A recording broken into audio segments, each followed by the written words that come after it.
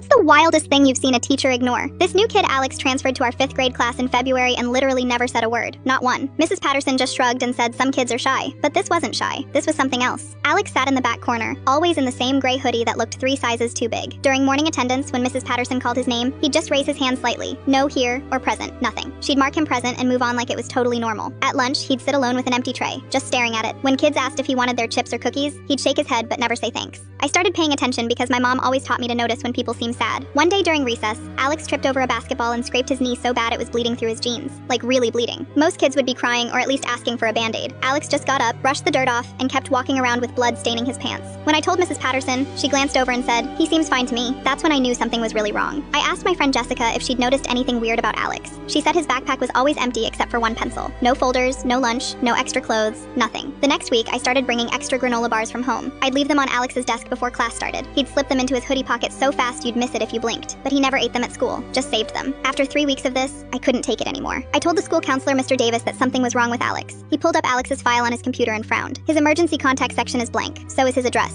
That's strange. I begged him to do something, but he said if Alex needed help, he'd ask for it. But Alex literally couldn't ask because he never spoke. So I did something probably stupid. After school on Friday, I followed Alex at a distance. He walked 6 blocks to this gross motel with a broken neon sign. He pulled out a key and went into room 12. No adult came to the door. No car in the parking lot, just him. I ran home and told my dad everything. Dad's a police officer, and his face went serious immediately. "Show me where," he said. We drove back to the motel. Dad knocked on room 12. Alex opened the door wearing the same hoodie, looking scared. Dad showed his badge and asked if we could come in. The room was freezing cold with no heat. One thin blanket on the bed. No food anywhere. A tiny pile of my granola bars on the nightstand. Dad asked where Alex's guardian was. Alex finally spoke for the first time. His voice was so quiet we could barely hear him. Aunt Lisa got arrested last week. She said she'd be back, but she never came. My dad called social services immediately. Turns out Alex had been living alone for 9 days, surviving on free school breakfast and the snacks I'd been sneaking him. He'd been too scared to tell anyone because his aunt said if anyone found out, he'd go to a bad place. The next Monday, Mrs. Patterson acted shocked when she found out. She kept saying she